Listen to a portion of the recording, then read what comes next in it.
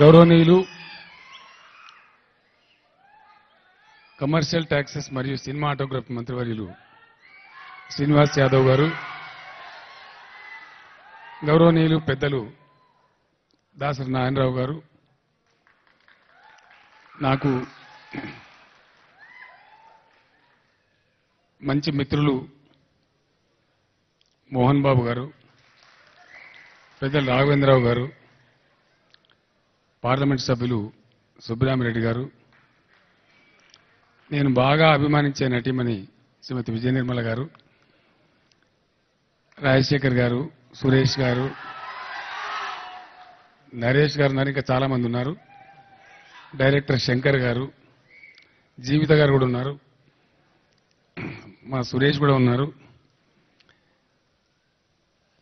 సభలో ఆశీర్వైనటువంటి మిత్రులందరికీ నా నమస్కారాలు. ఈరోజు జయసుధ గారు మా అబ్బాయి మొదటి సినిమా ఆడియో రిలీజ్ ఉందని, అట్లాగే నాకు తెలిసినటువంటి చిరంజీవి వాసు ఈ సినిమా నేనే నిర్మించాను అంకులని చెప్పారు. జయసుధ గారి మీద నాకుండే అభిమానం, వాసు పట్ల నాకు ఉండేటువంటి వాత్సల్యంతో ఈ కార్యక్రమానికి నేను రావడం జరిగింది. వచ్చినాక చూస్తే శ్రేయాన్ని చూసిన తర్వాత అనదర్ తెలుగు అమితాబ్ బచ్చన్ లాగా బ్రహ్మాండమైనటువంటి హైటు, విజయ నిర్మల గారు కూడా ఆశీర్వదించారు, మంచి పొడగరి అని చెప్పి. తప్పకుండా అద్భుతంగా మంచి భవిష్యత్తు శ్రేయానికి ఉండాలని, ఈ సినిమా 100% విజయం సాధించాలని చెప్పి నేను మనస్పూర్వకంగా కోరుకుంటా ఉన్నాను. పెద్దలు దాసరి నారాయణరావు గారు మన సినిమా బస్తీ గురించి ప్రస్తావించారు. ఆ మధ్య అమితాబ్ బచ్చన్ గారు, నాకు నాగార్జున గారు, మా వెంకట్ గారు అమితాబ్ బచ్చన్ గారిని, సుబ్బరామిరెడ్డి గారు మేమంతా అందులో పాల్గొన్నాం. వారి యొక్క జ్ఞాపకార్థం పెట్టుకున్నటువంటి ఒక అవార్డును అందించే కార్యక్రమంలో గత సంవత్సరం అమితాబ్ బచ్చన్ గారు అవార్డుకి ఎన్నికయ్యారు. వారి ఇక్కడికి వచ్చిన సందర్భంలో ఆ కార్యక్రమంలో నేను అమితాబ్ బచ్చన్ గారు కలిసి పాల్గొన్నాం. ఆ రోజు చాలా గర్వపడే విషయం అమితాబ్ గారు నాకు చెప్పారు. ముందు ఆయన మా ఇంటికి వచ్చి అక్కడి నుంచి మళ్ళీ కలిసి రావడం జరిగింది. ఆ ఉన్నటువంటి సమయంలో మేము మాట్లాడుకున్న కాసేపట్లో ఆయన చెప్పిన విషయం ఏంటంటే, చంద్రశేఖరరావు గారు, ఈరోజు భారతదేశంలో అత్యధికంగా సినిమాలు షూట్ అవుతున్న సిటీ ఏదైనా ఉందంటే అది మీ హైదరాబాదే. డెఫినెట్గా ముంబై కంటే కూడా అత్యధికంగా మీరు చాలా గర్వపడేటువంటి మీ రామోజీ ఫిలిం సిటీలో ఇక్కడ షూట్ అవుతున్నాయని చెప్పి, దీన్ని మీరు బాగా పెంచాలి, అవకాశాలు చాలా ఉన్నాయని వారు చెప్పారు. నేను కూడా వారికి చెప్పాను. ఆ మధ్య చిరంజీవి గారు కలిసినప్పుడు వారితో కూడా నేను చర్చించడం జరిగింది. మోహన్ బాబు గారితో కూడా నేను చర్చించాను. కృష్ణ గారు, విజయ నిర్మల గారు ఒక సందర్భంలో ఒక ఫంక్షన్లో మేము కలిస్తే కృష్ణ గారికి కూడా నేను చెప్పడం జరిగింది. మా మంత్రి గారికి శ్రీనివాస్ యాదవ్ కూడా నేను చెప్పడం జరిగింది. కొత్త రాష్ట్రం, కొత్త సంసారం, సర్దుకోవటాలు, ఎందుకంటే ఒక బేసిస్ లేదు, ప్రాతిపదిక లేదు. ఆల్రెడీ ఉండే రాష్ట్రం అయితే దానికి ఆర్థిక వనరులు ఎంత, మంచి ఎంత, చెడ్డెంత, ఓ లెక్క ఆచారం ఉంటుంది.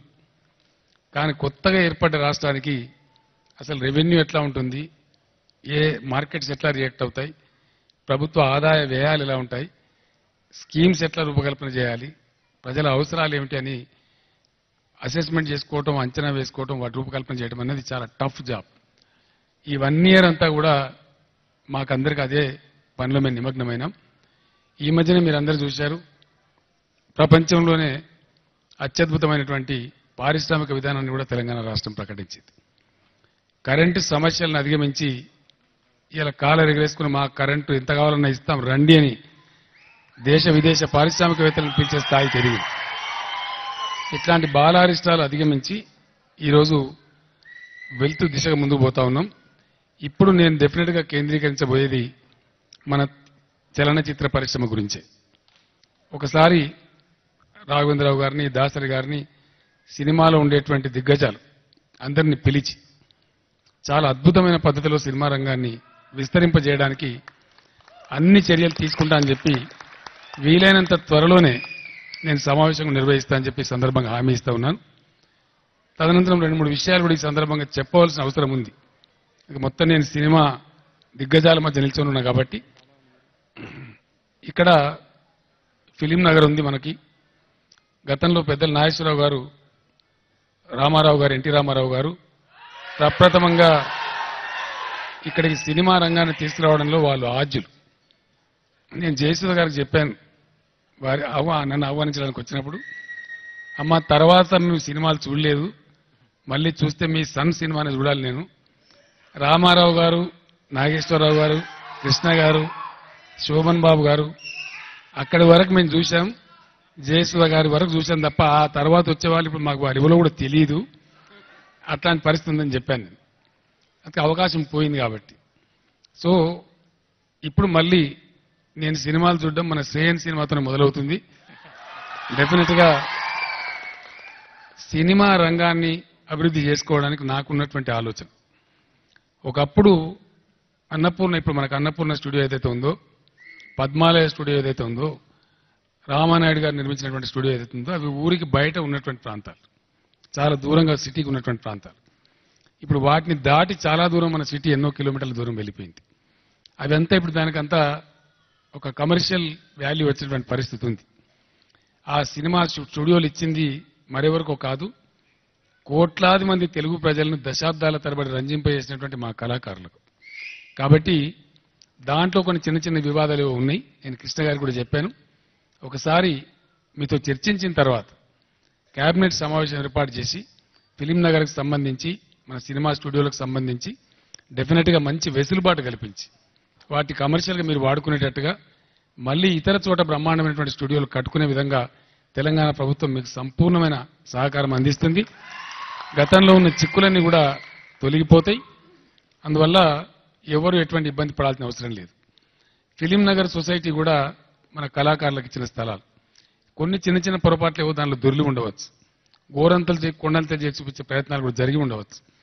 ఏ రాజ్యంలో, ఏ దేశంలో కవులు, కళాకారులు, గాయకులు గౌరవింపబడతారో, పూజింపబడతారో అక్కడ సమాజం చాలా సుభిక్షంగా ఉంటుంది, మంచి సందేశం పోతుంది. కాబట్టి తెలంగాణకు ఆ సంస్కారం కూడా ఉంది. కాబట్టి హైదరాబాద్ నగరం డెఫినెట్గా భారతదేశంలో అనతి కాలంలోనే చాలా గొప్ప నగరంగా ట్రాన్స్ఫార్మ్ కాబోతుంది. కాబట్టి ఖచ్చితంగా మన సినిమా రంగాన్ని అన్ని రకాలుగా, ఎందుకంటే అందరికీ అనువైన ప్రాంతం హైదరాబాద్. సౌత్ ఇండియన్ ఫిల్మ్ కావచ్చు, హిందీ సినిమాకి కావచ్చు, ఇతర ఏ భాషల వాళ్ళకైనా మంచి సెంటర్గా మనం తయారు చేసుకునే అవకాశం ఉంటుంది. నేను అందరితో కూడా కోరేది ఒకటే, మీరు సూచనలు ఇవ్వండి, సలహాలు ఇవ్వండి. ఇంకా కొత్త స్టూడియోలు మనం కట్టుకుందాం, కొత్త ఇన్స్టిట్యూషన్స్ పెట్టుకుందాం. నేను జయసుధ గారు నాకు చెప్పినప్పుడు నేను అడిగాను, అమ్మ ఏంటి ఆయన షూటర్ కదా, చాలా ఫేమస్ షూటర్, ఈ రిప్రజెంటెడ్ తెలంగాణ షూటర్ని ఆయన నమోదు చేసుకున్నారు, మరి వారికి ఫిల్మ్ యాక్టింగ్లో ట్రైనింగ్ ఇప్పించారని నేను అడిగాను. అడిగితే ఇప్పించానండి, ఢిల్లీలో ముంబైలో ఇన్స్టిట్యూట్లో ఇప్పించామని కూడా చెప్పారు. సో ఆ రకంగా మనం ముంబై వెళ్ళే అక్కర్ లేకుండా మనకి ఇంత పెద్ద అద్భుతమైనటువంటి దర్శక రత్నలు, దర్శక కేంద్రులు అంతా మన దగ్గర ఉన్నారు. మరి ఇటువంటి వాళ్ళు ఉన్నప్పుడు ఎక్కడో మన వాళ్ళు ట్రైనింగ్ తీసుకునేటువంటి అవసరం ఉండకూడదు. ఇక్కడనే అట్లాంటి సంస్థలు మనం నెలకొల్పి వేరే రాష్ట్రాల వాళ్ళు వచ్చి మన దగ్గర ట్రైనింగ్ తీసుకునే పరిస్థితి ఉండాలి. అటువైపుగా మనం పోవాలి.